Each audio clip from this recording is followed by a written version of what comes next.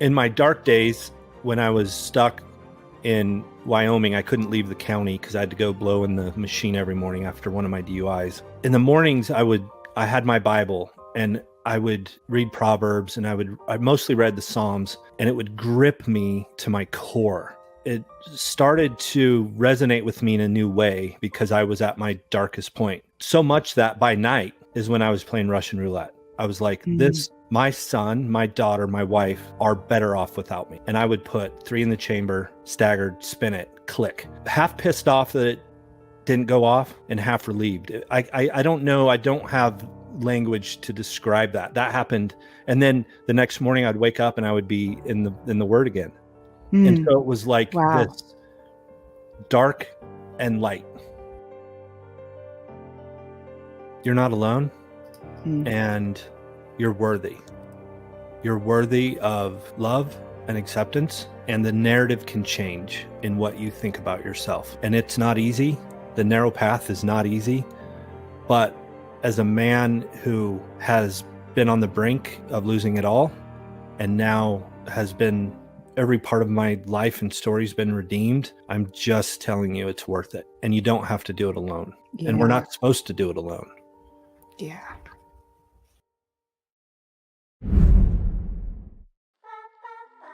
If you're new or watching this as a replay, welcome. We're so glad that you're here. Please subscribe on Spotify, Apple Podcasts, and YouTube, and consider, if you're able, to become a paid subscriber on defenders-live.com. Your support is the only way I'm able to continue doing this labor of love. And also, if you're looking for exceptional firearms and self-defense training, go to defenders-usa.com and look at the calendar to see what's coming to your area this year. Jeremy Morris possesses that unique ability to make everyone he meets feel like he is their best friend. He has spent a lifetime amassing friendships that last and making each of those who are lucky enough to know him feel loved and cherished. Jeremy Morris is a husband and a father first, a business owner, and the co-founder of Wild Courage. Wild Courage is a nonprofit geared around men sharing stories of hope and redemption with the goal of becoming all that we were created to be. Does this sound familiar? Did you guys watch last week's show? This sounds oddly familiar. Jeremy and his wife, Mary, live in Idaho, where they raise some Angus cows, a colt now and then, and 3 wild sons, and they have a daughter who is also out of the house. So Jeremy says, I am honored to be the man married to Mary. We've been through hell and back together. Our bond is unbreakable because of God and not giving up. She is a fighter and a light. We have 3 amazing boys and a daughter who I'm proud to call my own. We have a beautiful, full life that I truly enjoy. I get to be a part of the Wild Courage team and have a heart to share stories of hope and redemption for the hopeless man. He says, I have lived a wild life, but God has been with me on the hardest days and nights. My eyes are wide open and full of wonder and excitement for what is coming. God never gave up on me. He knows that sometimes people take a while to find their way, and I am living proof. I desire to keep sharing those stories and being real. Wild Courage is a place where you can show up as you are without expectations or judgment. At Wild Courage, you'll find a tribe of brothers unafraid of the deep, dark places. Knowing you're not alone creates hope, and your story matters. Wild Courage is founded on the principle that hope comes from hearing, and it takes courage to share. There is great hope that comes from hearing redemptive stories. One of the greatest gifts we could give ourselves and others around us is to say yes to the narrow path of our healing journey. Let's learn more about Wild Courage and talk to Mr. Jeremy Morris. Let's welcome him onto the show. Hey, Jeremy. Hello.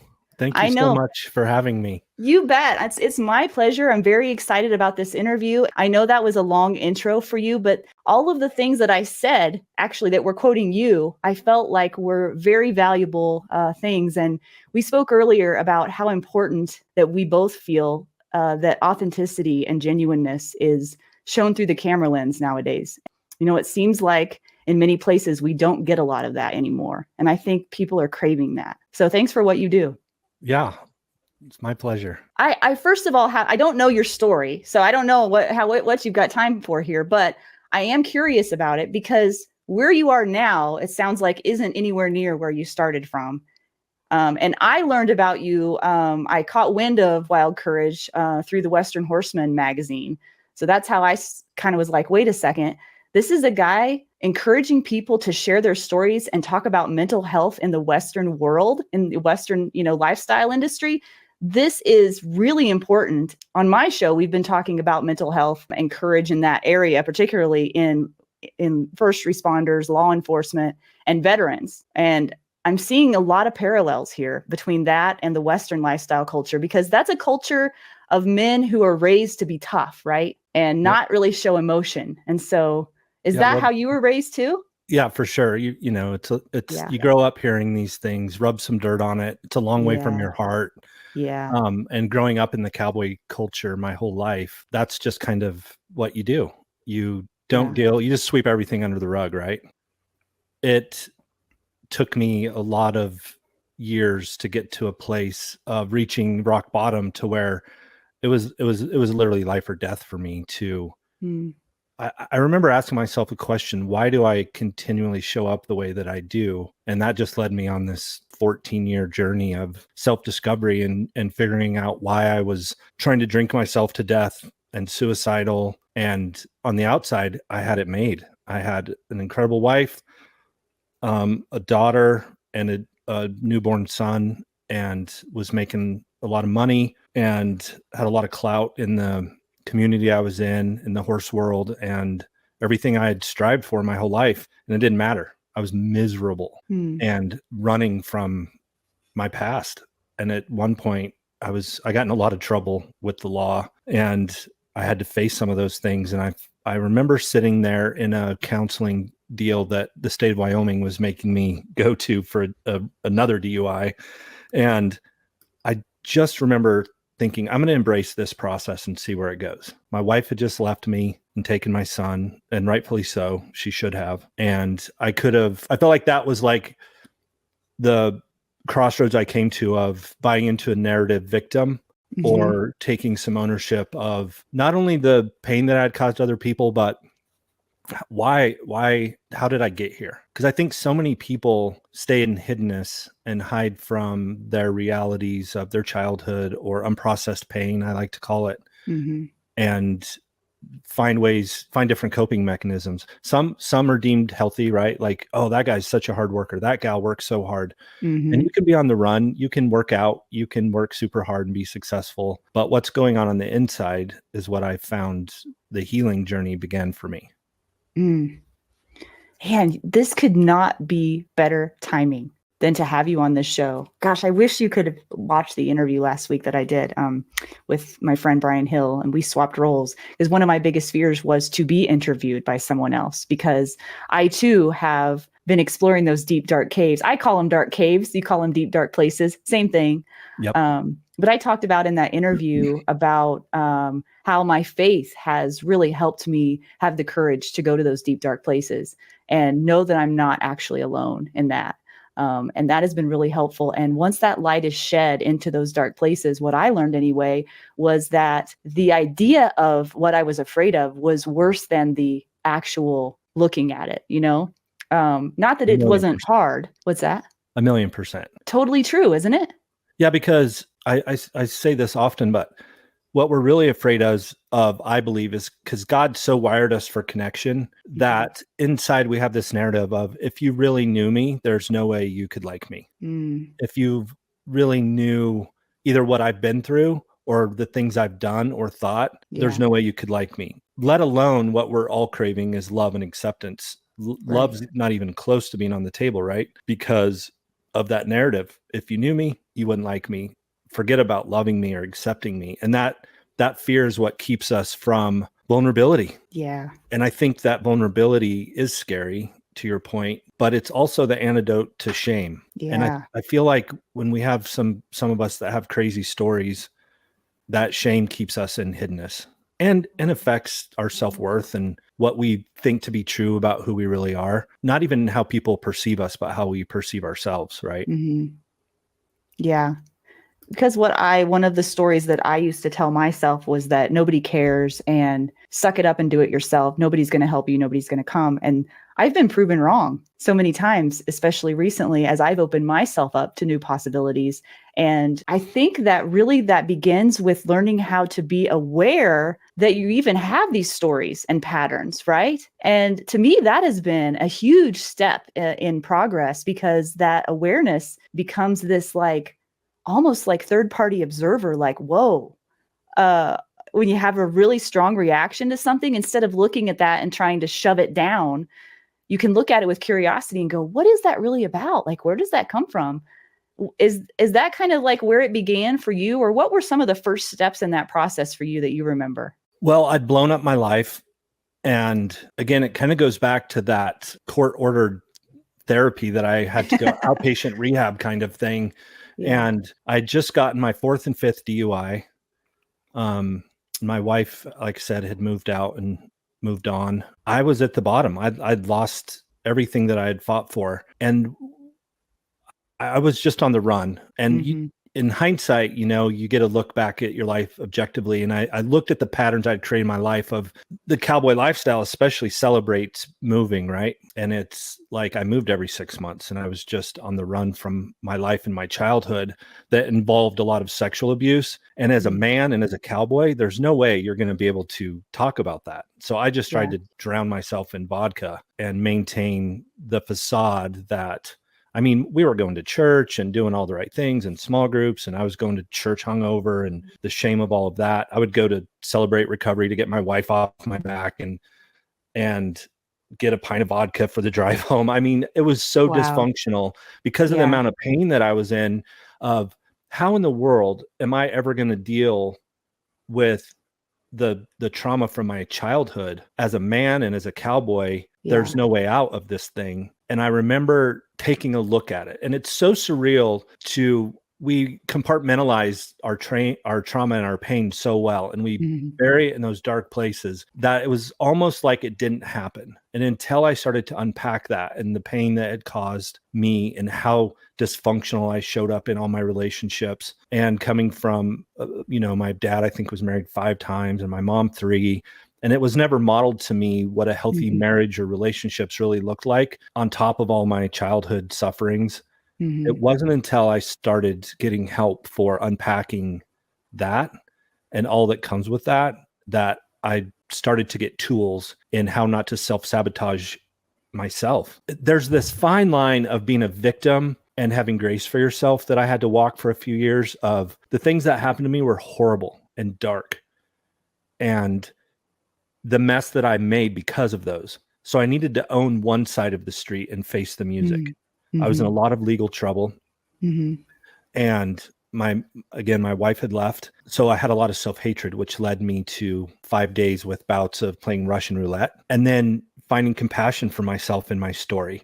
And that's really hard to do. Yeah. It's hard for two things. We can't reconcile two things being true at the same time, especially big emotional things of, I've made a huge mess of my life and hurt a lot of people. I need to own that. And on the other side, recognizing the things that happened to me weren't my fault, and go on the healing journey of learning to have grace for myself in that, but also the ownership side of the harm that I had caused because of the things that had happened to me. Yeah. And I think that that's a really tricky space to figure out. And there's no way I could have done it without swallowing my pride and getting help. Yeah. And I think, just my opinion, the process of forgiving yourself is really powerful as well, and really difficult, because not to excuse away any of the things, that we've done in our past, but just to look at them and say, sometimes it kind of made sense. That's why I acted that way, or why I did that. What other options did I see at the time? I didn't see any other options at the time. Doesn't make it right, but it does help kind of make it make sense a little bit more, for me anyway. That's my experience. It's very validating to know that you're not messed up. Yeah.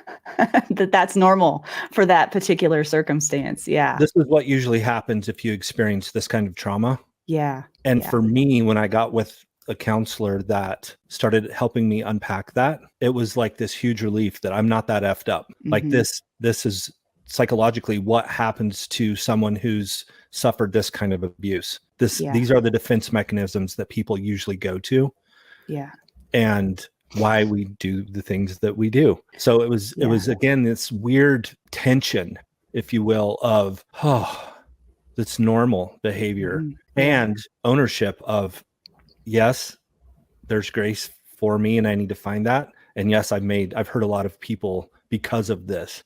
So it's really tricky. And I think that's where some people choose victimhood and they just stay in the cycle of brokenness and doing the same things over and over again. And there's never any ownership of the things that they did because of it. And that's super empowering to own your story on both sides of it, to find the healing and find the grace on the things that weren't your fault. And it's super empowering to start the process of what I think starts with humility, of cleaning up the messes that you've made because of it. Humility. It's a very important word, isn't it? Yeah, it's one of our core values at Wild Courage. And I think without it, I just see in this work with that we do with men, it's non-negotiable humility, because as men, we like to hide behind these tough, got it figured out exteriors. And it's self-protection. I get it. And I have compassion for guys that hide behind it. I used to be the guy that showed up and was always the biggest guy in the room because I was the most insecure. Back to that. If you really knew me, you wouldn't accept me. So I gotta figure out subconsciously how to be liked, how to be loved. And so I was always the funnest guy in the room. Yeah. I would always need to show up big. And I made a lot of emotional based decisions that went both ways. It made me the funnest guy in the room, and it put me in jail a lot too. And I hurt a lot of people because of those big emotional based decisions, Yeah. And I don't want to stereotype the, cowboy community, but boy, that sounds familiar. It sure does.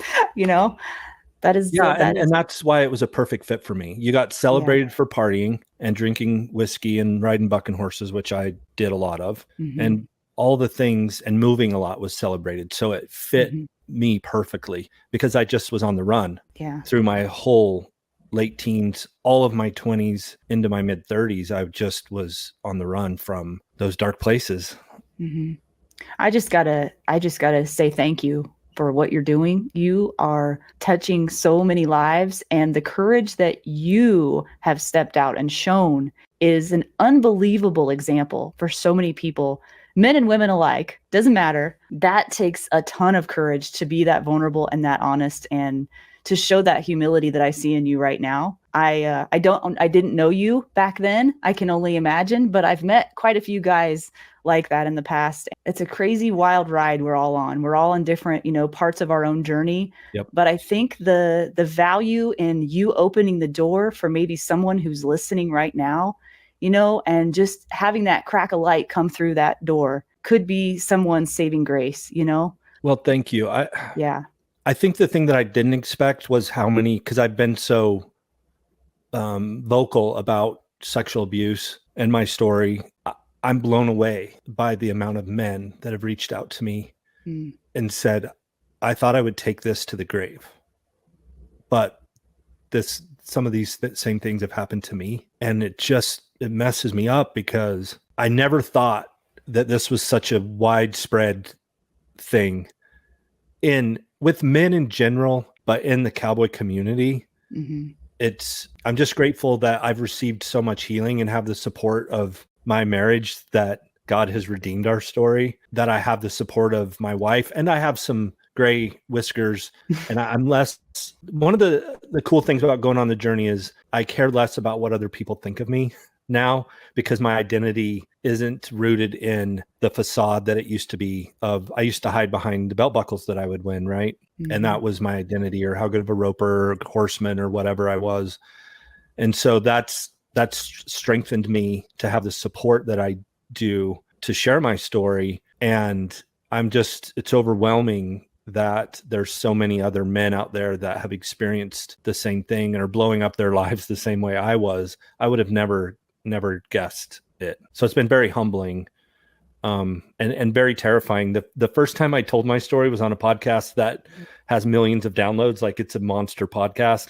What is it? I want to listen. This was a few years ago. It's called The Connected Life. Okay. And Justin is the host of that podcast.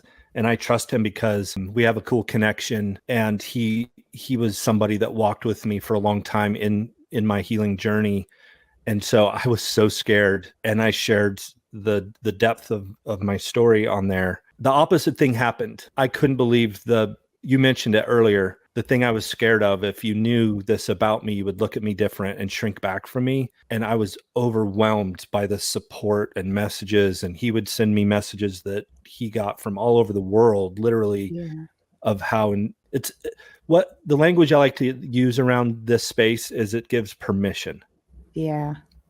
And somebody's story doesn't have to be just like mine, but what it does is it gives people, men and women, permission to the invitation of looking deeper. Yeah. And asking themselves the same question of, why do I show up the way that I do in non-healthy ways? And it's very permission giving to share your story and start investigating it, which is what kind of Wild Courage has turned into.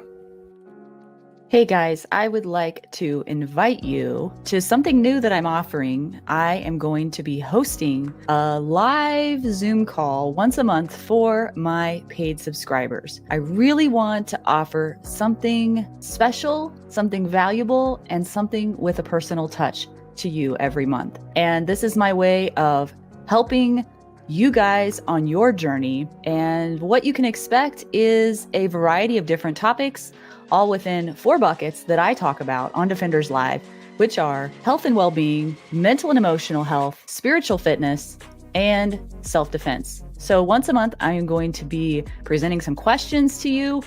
During that Zoom call, we're going to have a conversation live, and there's a good chance that the founder of Defenders USA, Adam Winch, might be on that call as well. So I invite you to join me on the Defenders Live community. As a paid subscriber, you will be getting emails about these once a month. You can sign up for this by going to defenders-live.com and becoming a paid subscriber. I hope to be talking to you soon and seeing you in the live Zoom calls. Thank you so much for your support of Defenders Live. Yeah, and I want to go into that here in just a little bit. But first, I want to ask you about your faith, because I have a sneaking suspicion that your faith in that journey was probably a really important part. So I'm just curious what role that played in your healing.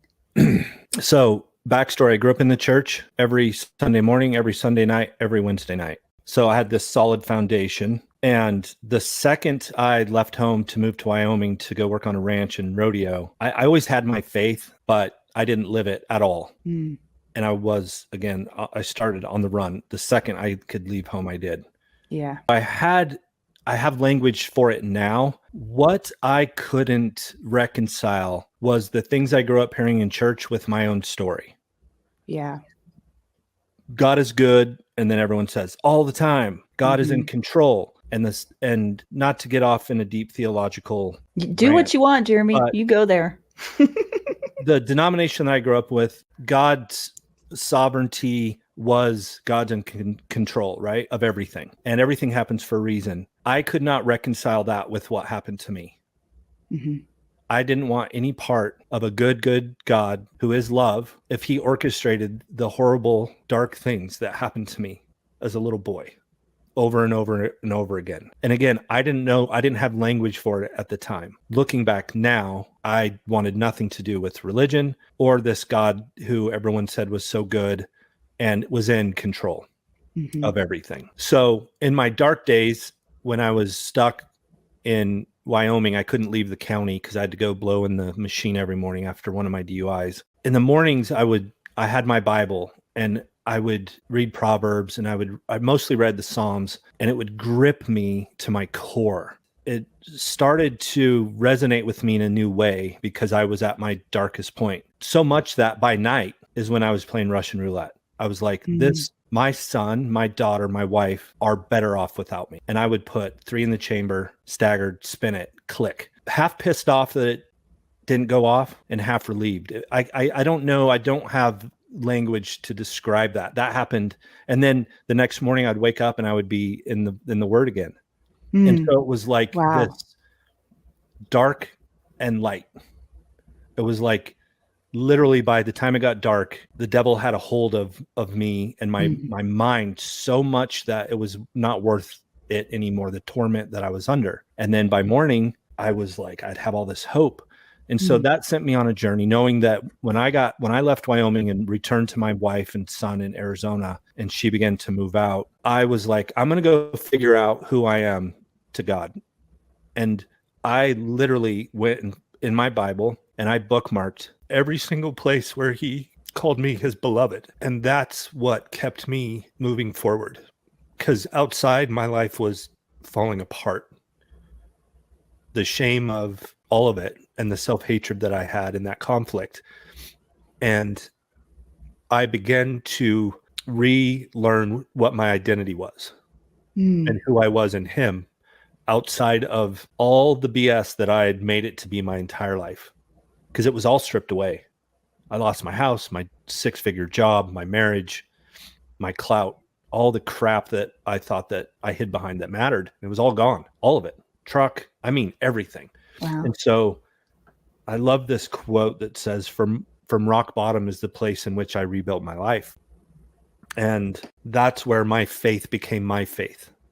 And not my parents, not my grandparents, whom I'm so grateful for the foundation that I was raised in, and for my family that prayed for me all those years that I was on the run and making a mess of my life. But I had to go on the journey to figure it out for myself, and not what somebody else told me from a pulpit, to be honest with you. And that was a journey that my wife from a safe distance watched for 4 years. Wow.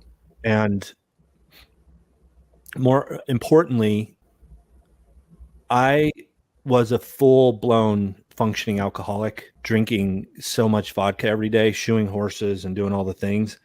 And when I got arrested and put in jail in Wyoming, my prayer in jail that night changed from, God, get me out of these circumstances. I've been sleeping on the couch. I'm not having sex with my wife, all the external things of God, get me out of my circumstances, which was usually the only time I prayed. To, I feel like it was one father pleading to another father that this can't go on. And I needed, not out of my circumstances, but I needed a miracle with alcohol. And I don't care what anybody thinks or their theology, but I literally am telling you, God took alcoholism from me that night in jail. Wow. I should have went into, what do they call it when you come off of alcohol? Detox or no, withdrawal. Withdrawal. I should have gotten violently sick as much as I had been drinking leading up to that point. Never got sick. I've never been tempted to have a drink of alcohol since that night. Now, my life didn't get better. It got a lot worse after that. Did it? Because I had to go through a lot. However, I didn't have to struggle with that anymore. And I'm so grateful that God met me in jail that night and took that from me. I mean, I have 4 whiskey bottles sitting on my shelf right here from our last retreats that have some in them. It's something we do at Wild Courage because we believe in choice and freedom. And so there's guys like me who don't drink, and there's guys that have a drink of whiskey around the fire. And then at the end of the retreat, everybody signs the bottles, and we keep them here as a monument of freedom and choice, and not more rules. But anyway, so that's to answer your question kind of in a long way.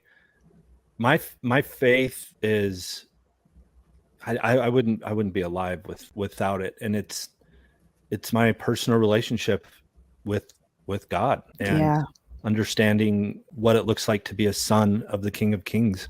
And we're in a fallen world, and there's opposition, and strong opposition. Especially in all the times, I think people are like, oh, the world's never been darker and this and that. I'm like, just go read the Old Testament. I read the Old Testament from start to finish last winter, and it's like, there's nothing new under the sun. Yeah. It's not any darker now than it ever was. It's like I tell my boys, it's easy to be a light right now. It's easy to stand out. Yeah. It's easy to give hope. That is really powerful. I really appreciate you unpacking that the way that you did, and taking us through that journey. And it just makes me wonder if there's somebody watching who's really struggling with something right now and maybe hasn't come to faith in the way of having a personal relationship with God.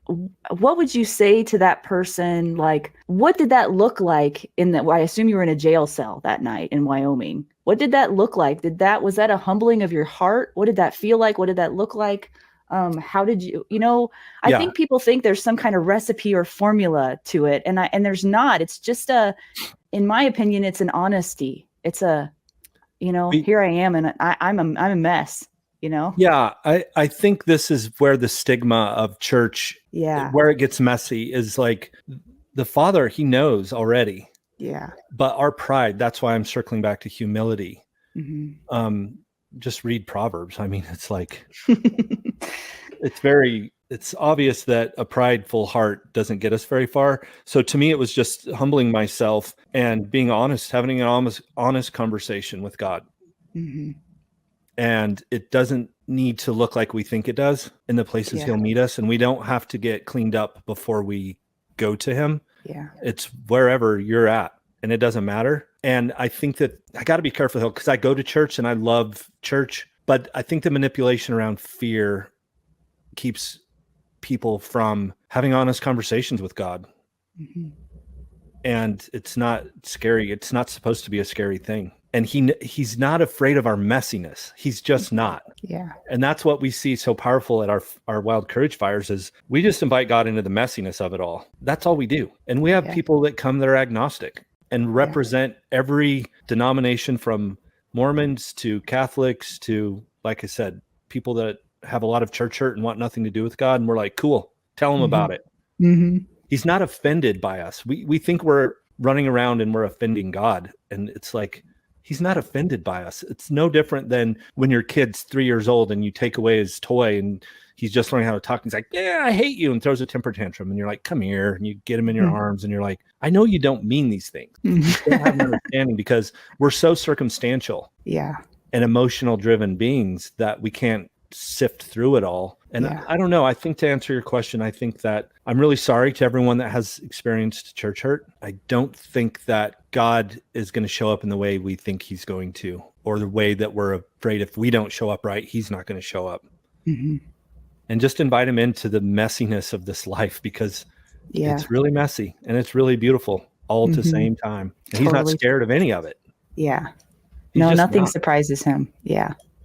That is very well said. So let's talk a little bit about Wild Courage, what it is, where, when, how people can learn more about it. And where did this idea come from, Jeremy? You said you're the co-founder of Wild Courage. So I love that all the guys that we co-founded this with, we all have different origin stories of where it started because it's such a personal journey.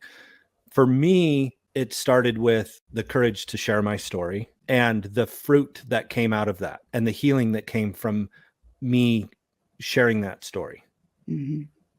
To the point of probably 2 or 3 months after I did that first podcast I shared with you earlier, everyone's like, you really need to listen to it. I'm like, I can't stand the sound of my own voice, like, right? Which obviously you have to get over if you do a podcast, but I didn't want to listen to it. And one night my wife came to me and she's like, you really should listen to it. This is months after it came out. So I went on the couch, my kids were playing and I put my earbud in and I started listening to it. And about 30 minutes into it, I started feeling emotional as I was sharing with Justin some of the trauma of my childhood. And I went in our bedroom and I started to weep. And I felt so much compassion for that little boy and what he went through. It was so weird hearing me share with somebody else and listening back to it. I would have never thought that would have been such a big part of my healing journey. Wow. And the compassion that I had for all that I had been through. It sounds kind of weird, but like, no, I get it. The third person of hearing this story. And I just started to weep and my wife came in and just kind of laid next to me and held me as I was sobbing because it was like, oh, you've been through a lot. You've really been through a lot. And it created this capacity for compassion for myself. I say this all the time, but you can't give away what you don't have. And I would say that that's when my capacity for compassion started to grow so much to the point that people started reaching out And I just started sitting with guys in this little office I'm in right now in my barn, listening and having compassion for them and their stories and what they've been through. Yeah. And again, it just goes back to they felt they had permission to share things with me. Mm-hmm. And overwhelmingly things that they're like, I never thought I would share this with anyone ever. I was going to take this to my grave. I've heard so many times, but they had invitation to share with me because I went first and I shared all these things.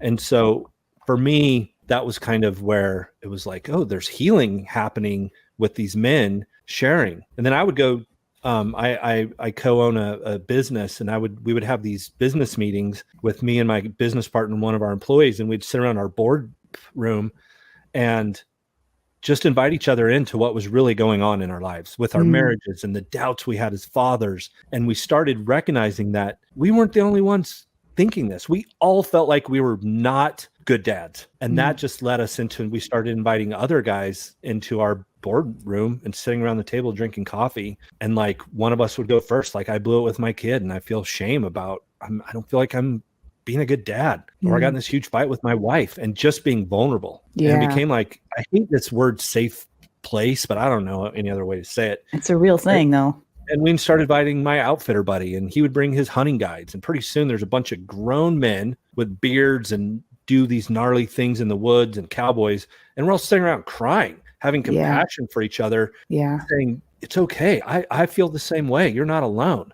Yeah. And so much about hiddenness is you feel alone in your junk.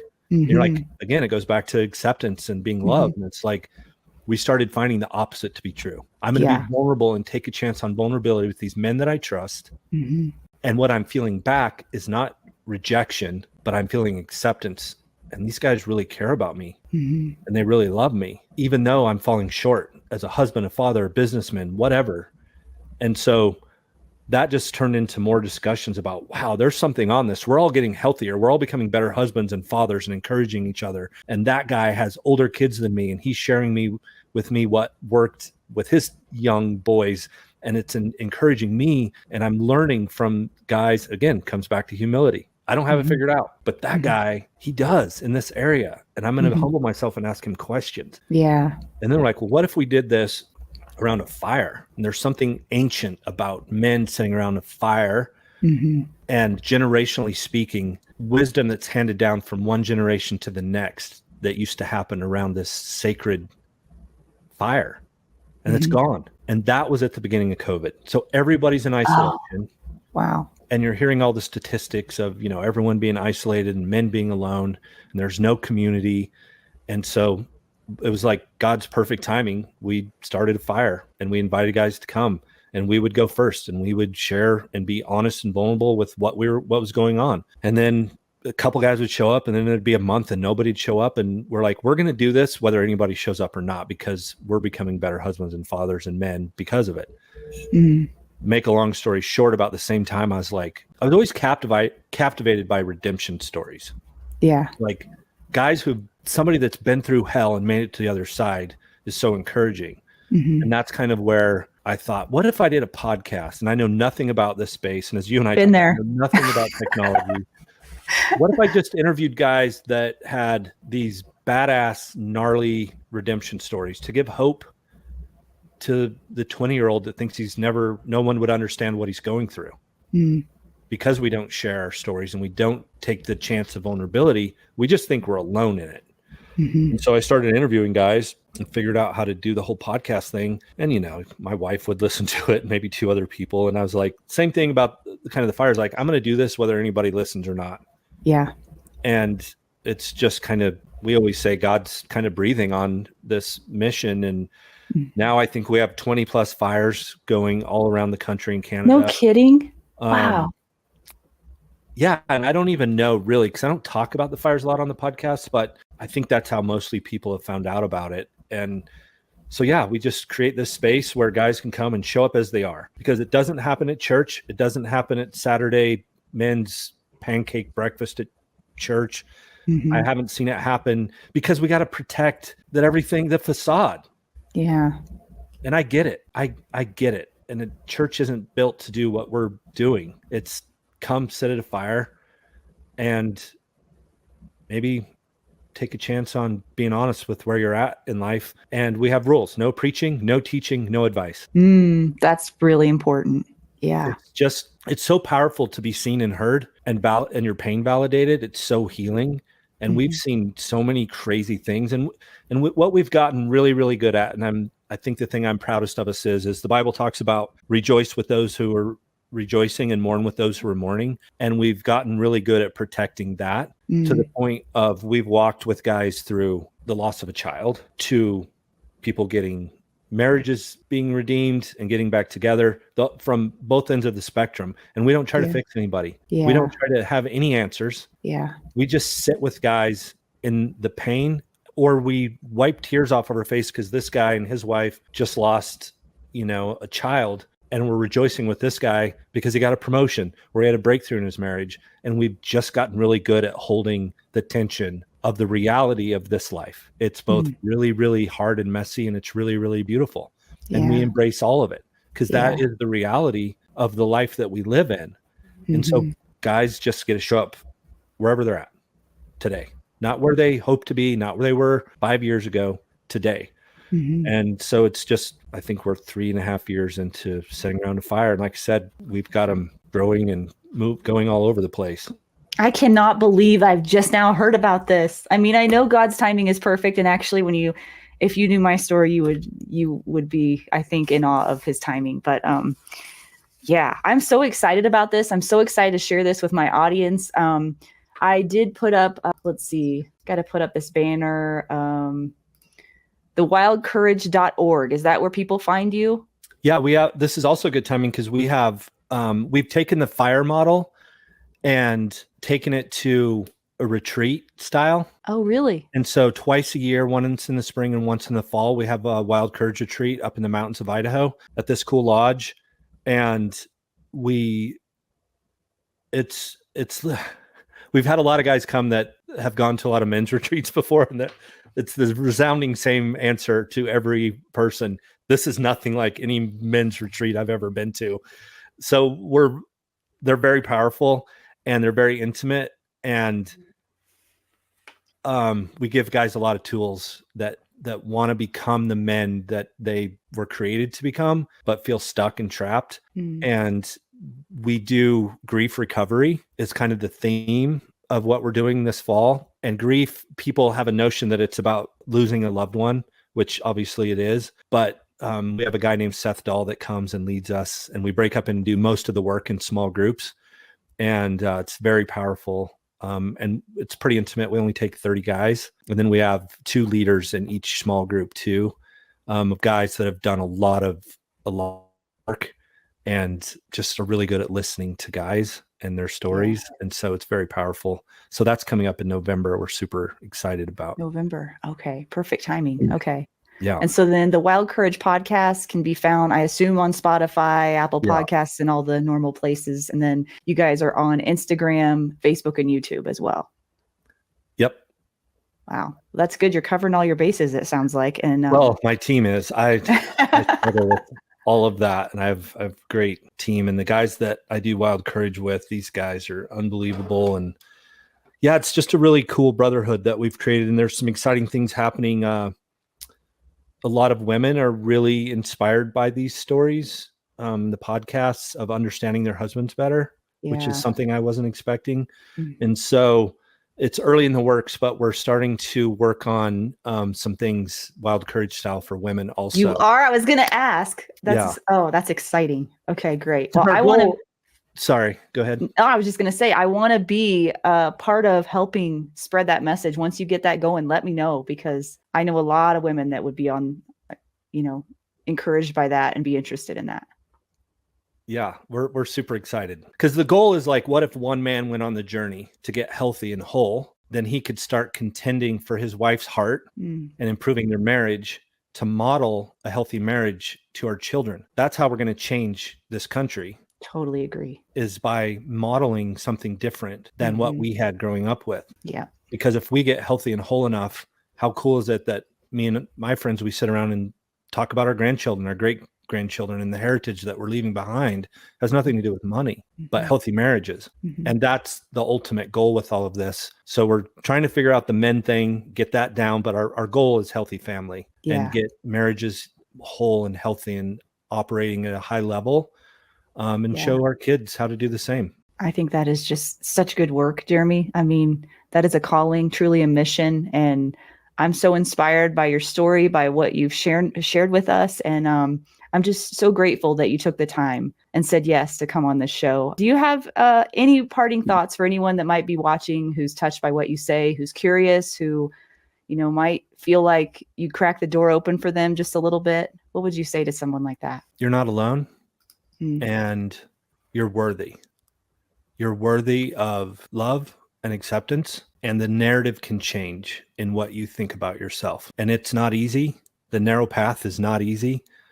But as a man who has been on the brink of losing it all, and now has been, every part of my life and story's been redeemed, I'm just telling you it's worth it. And you don't have to do it alone. And we're not supposed to do it alone. Yeah.